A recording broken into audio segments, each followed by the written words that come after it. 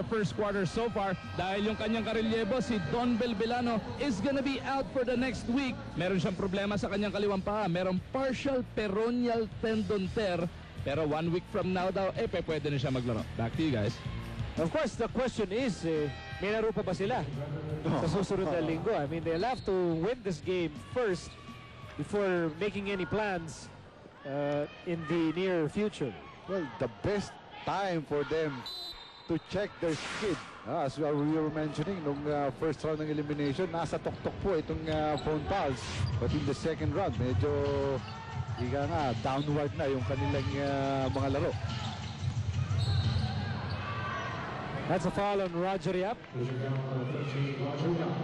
Well, binabanggit ni Marjon, wala nga ni Magong Marjon, rather, itong si Don Belbilano hindi maglalaro. That's why they activated a new player in their lineup in Jonathan De Guzman, a former Adamson player.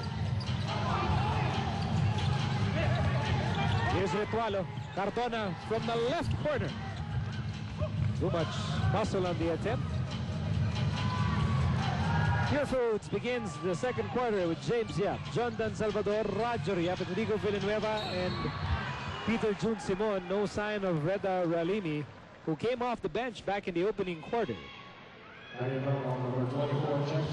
si Jack Gia, tatawagan ng kanyang first personal foul, first team foul, laban sa Talking Tex, and that will send John Dan Salvador to the line. And just as Talking Tex activated a player, may inactivate din itong Pure Foods. Nakapaglaro na nga kanina in the first quarter. That's Noy Castillo. Na matagal-tagal na nga rin nating namimiss. In fact, lumago na nga yung buhok nito si Noy Castillo. Of course, si Yi is not in their lineup right now. 3-point game here in Antipolo. Here's Jack Gia, manning the point guard spot, trying to get rid of Roger Yap. Nice pass for Aliado. Kinuha pa sa kabila. Ika nga ng ating mga pag naglalaro sa labas reverse shot pa kinuha nitong si Don Aliado, who's started very well also with 5 points. Pure Foods down by 5. Here's James Yap. Step back jumper is no good. And the ball is tapped out. It will go to Talking Tex. That's the good defense being put up by Talking Tex on James Yap. Bahagi na rin kanina kaya sila nagkakaitan ni Mark Cardona sapagkat it was James Yap's first touch of the ball in this ball game.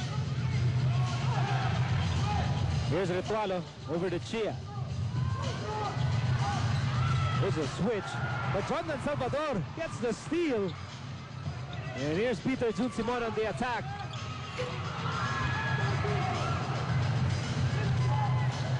So kahit naagawan si Jack Gia on the defensive end dahil nakapag-put up naman siya ng maganda-ganda doon kaya hindi naka-score itong Pure Foods. Here's Aliado. Cardona fakes. Cardona on the move. And Cardona hitting a dead end.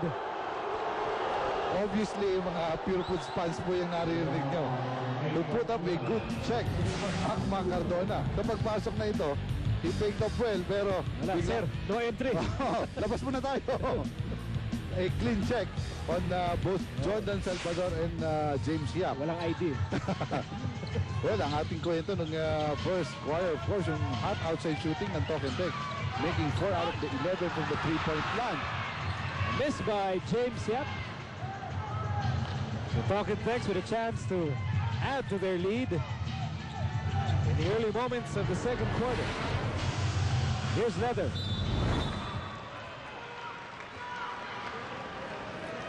John Dan Salvador, tataas naman siya para sa kanyang unang personal foul, pero hinayang dahil nahawakan niya na yung bola, tumama lang sa braso yung kanyang sundot doon. So that would be his first personal foul, and for Pure Foods that would be the second team foul. Here's Ritualo, 10 to shoot. Cardona has the ball. Cardona on the move. Back to Ritualo for 3. Rebound. Oh, wait a minute. There's a steal, actually. Jordan Salvador could not secure the rebound. Nakakuha tuloy ni Cardona. Well, you see, kita mo rin kung gaano ka-active ito si Mac Cardona. He may be missing his outside shots, although he made a three-pointer earlier. Pero for scrambling for the ball, laging kasama dyan. Itong si Mac Cardona, he's knows for the rebound. Kahit hindi katangkari ito si Mac Cardona, he's always there. He even made a free throw for his 6th point. So both coaches really extending their benches dito. A lot of substitutions. James Schaap will go out. At babalik naman sa hardcourt nila itong si Kirby Raimundo. Chico Lanete also in the game.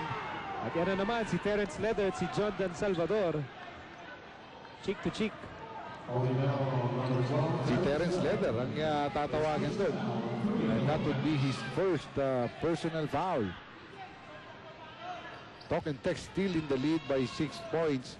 Ang Pure Foods kailangan magrebisa dito, and I think they will do it with their small lineup. Si Chico Lanete and PJ Simon magkasabay na. At kapag ipinapasok ni Coach Ryan yan, humanda na po tayo sa takbuhan. Especially without Ralimi on the floor, who has seen so far limited minutes para sa Pure Foods. 6 to shoot.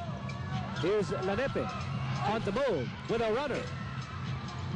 Rebound ends up with Jack Chia. Here's Cardona as they cross the half-court line over to Leather. Now against Raimundo. Leather makes his move, and the basket is good. And that's Terence Leather for you. Realizing yung kanyang advantage over the big men of Pure Foods with his heft and his speed in this play, using his left to dribble. Naiwan doon. Si Kirby Raimundo may foul pa na makukuha laban kay Jordan Salvador.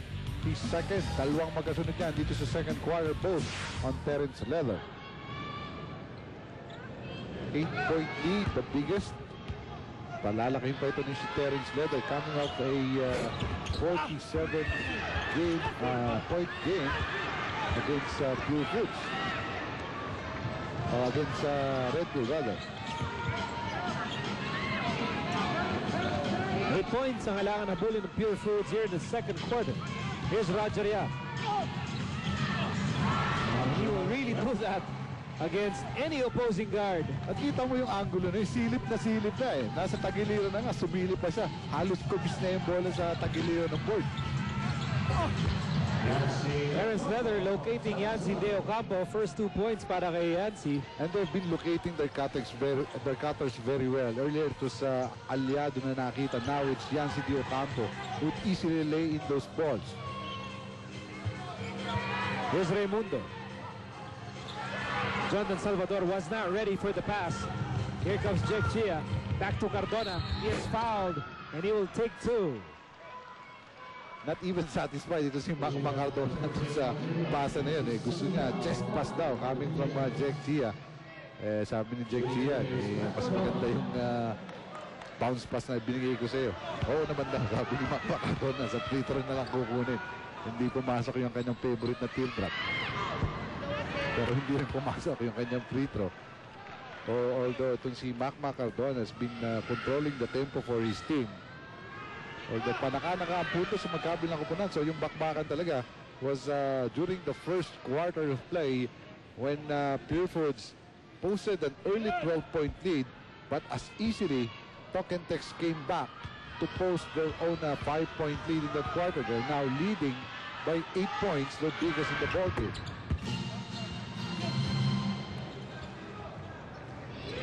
Score natin 30-21 in favor of Talk and Text.